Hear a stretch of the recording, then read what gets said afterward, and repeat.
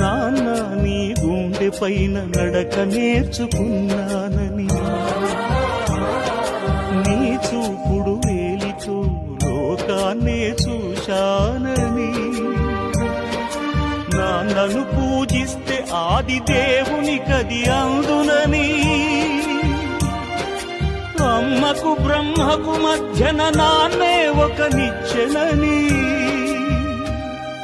తెలియనైతి తండ్రి, ఎరుగనైతి నాన్న. నాన్నంటే నడిచే దేవాలయమని మరచితిని, ఆత్మజ్యోతి చేతుల ఆర్పివేసుకుంటిని. మరచిపోయి కూడా నన్ను మన్నించొద్దమ్మా, కలనైనా నన్ను కరుణించు.